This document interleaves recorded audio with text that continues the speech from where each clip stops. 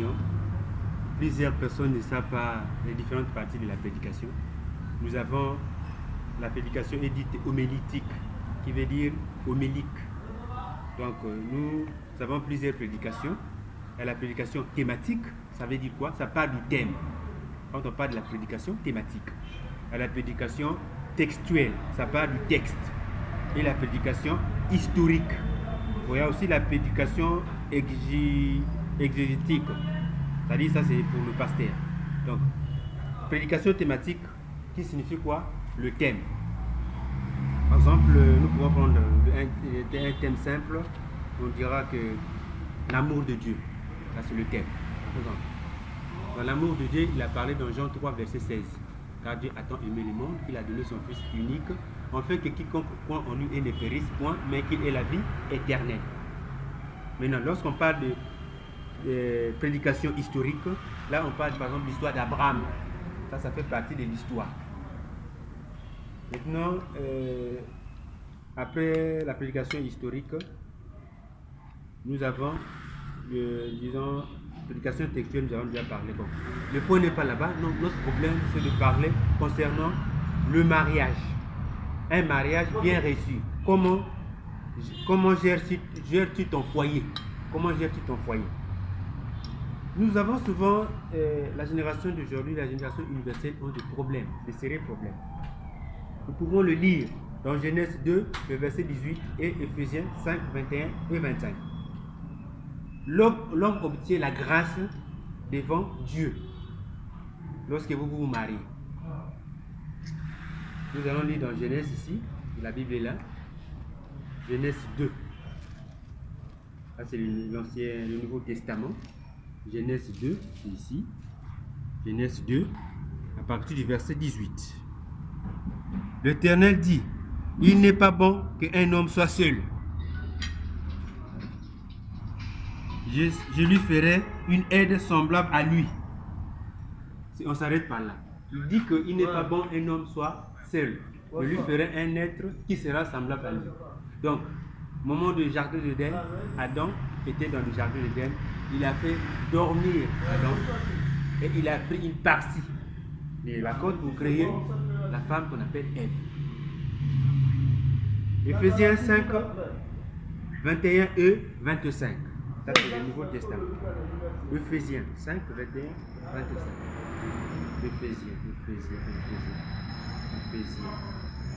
Ephésiens, Galates, Ephésiens 5, 21 et 5.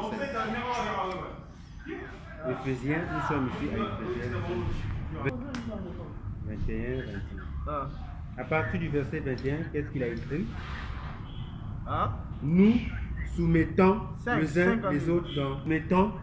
uns les autres par la crainte du Christ. Femme, que chacun soit soumise à son mari, comme au Seigneur, car le mari est le chef de la femme, comme le Christ est le chef de l'Église, et que son corps, dont il est le sauveur. Or, de même que l'Église est soumise à Christ, les femmes aussi doivent être soumises à leur mari. En toutes choses, mari, que chacun aime sa femme comme Christ a aimé l'Église. Et c'est lui-même pour elle. On s'arrête par là. Vous voyez, de nos jours aujourd'hui, la femme va te dire, fais-moi le jeu des pointes.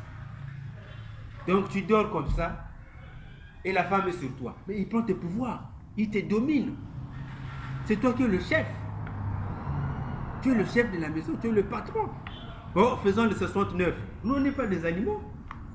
Tu lèches le vagin de ta femme, et la femme aussi lèche ton cul. Nous ne sommes pas des animaux. Ça, c'est une malédiction. Ça, c'est une malédiction, ça ne peut pas se faire. L'amour, c'est d'abord quoi? L'amour, lorsque nous parlons, ce n'est pas l'amour de Dieu, l'amour fraternel, l'amour aimé. Donc, messieurs et dames, que ça commence comment? Je peux prendre l'exemple palpable de la nature, soit une banane verte. Le vert, dans le cas de la conduite, ça représente le signal, ça veut dire la voie est libre. Donc, vous pouvez rentrer quand tu viens, copain, copine, concubinage, chérie, comment, chocolat, bonheur, marati, carotte, Valérie Rafsoli, mon chouchou, mon poupougnoud, etc., etc. Ça commence, ça bien, après, ça devient un peu jaune-vert. Donc ça veut dire que le signal est fort, ça va, et on peut continuer. Pas jaune-vert, ça devient jaune. Donc c'est bon à manger. Tu manges maintenant, tu connais maintenant ses parents, pas connaître tes parents, tu viens maintenant chez elle, elle vient chez toi, donc concubinage, papa. Mais à un moment donné, vous verrez que si vous n'avez pas aimé dans l'amour sincère, il y aura des problèmes. Les problèmes, c'est quoi? Ça devient maintenant jaune-noir. Mais quand ça donne jaune-noir, c'est qu'il y a un problème. Si elle avait l'habitude de te mettre l'eau à la douche, qu'est-ce qu'elle dira? Oh non, je suis fatigué. Tu vois, toi-même, tu ne veux pas faire ça. Même les oh non, tu ne peux pas laver les assiettes. Mais je suis fatigué avec les enfants. Donc là, ça commence à pourrir. Et quand ça devient noir, le noir représente un danger. Dans le cadre de signalisation, ça représente un danger. Donc ça veut dire qu'il n'y a plus rien. Et il est bien aussi, un homme, quand il trouve une femme, il doit représenter auprès de ses parents. Moi, Binalunga, Caleb Fleur, le frère Caleb, je trouve une femme, je dis bon, je dois d'abord t'amener auprès de mes parents. Elle aussi, elle doit faire autant. Elle doit me présenter auprès de ses parents. Là, il y a l'harmonie.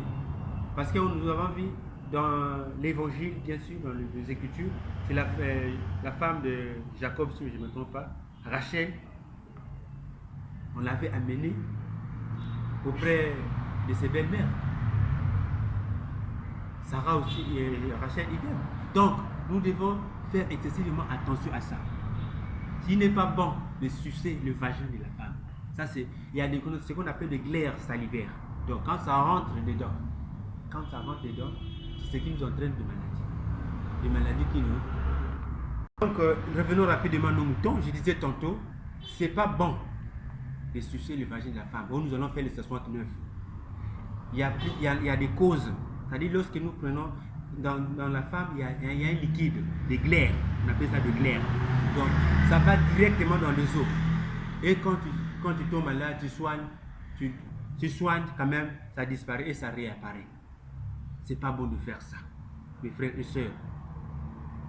Là, on n'a pas honte de dire ça à une personne parce que faisant c'est comme si c'est la biologie. On doit expliquer pour que la jeunesse universelle d'aujourd'hui puisse savoir réellement ce qui se passe à travers le monde entier. Nous devons faire très attention. Et nous aussi, les hommes, en faisant les 69, donc tu vas sucer le vagin de ta femme. Mais nous, on n'est pas des animaux. Ceux qui font ça, c'est des animaux. C'est pas bon. Il y a une femme aussi. Prends soit, c'est ce que je vois souvent, il rentre dans la douche, il prend des concombres ou bien des aubergines vertes. Il met dans son vagin. Ça, c'est pas bon. Vous voyez la nature telle qu'il est comme ça, il est sacré. Il est sacré parce qu'il y a des choses, même les hommes, masturbation. Aucun n'a qu'à ta douche, comme masturber, pas. Mais des mauvais esprits, quand tu fais là, l'esprit est là et avec toi. Il te voit. Il te voit quand tu fais le masturbation. Et quand tu dors là, c'est les femmes de nuit. C'est pas bon de faire ça. Et la femme aussi n'est pas bonne de se promener à chaque fois ouvert. Elle ouvre son pan, elle ferme. C'est attiré. Ou bien elle prend ses deux mains, elle met dans, disons, en bas de son vagin. C'est pour dire que non, vraiment je suis prêt à manger. Donc mes frères, nous avons le verset biblique. Il y a plusieurs versets. Vous pouvez lire dans le verset. Si vous avez quelque chose à noter, nous avons parlé d'Éphésiens 5, versets 21-25. Nous avons aussi Proverbes 18, 22. Éphésiens 5, 28, 33. Éphésiens, Genèse 24, 67. Genèse 19, 29, 9, 12. Hébreux 13, 4, 5. Proverbes 11, 22. Suite. Proverbes 10, 19. Proverbes 10, 23. Proverbes 22. Matthieu 2, 14, 15 et 1 Timothée 5, 8. 1 Corinthiens 13, 4, 8. 1 Corinthiens 7, 6, 16. 1 Corinthiens 7, 3, 5. 1 Pierre 3, 2, 1 et 6. Proverbes 21, 19 et Proverbes 15a, 15 et 1. L'idée de se marier vient de Dieu. Il n'y a pas que la femme est une prisonnière du mari. Quand tu prends l'enfant de Dieu, tu commences à le maltraiter.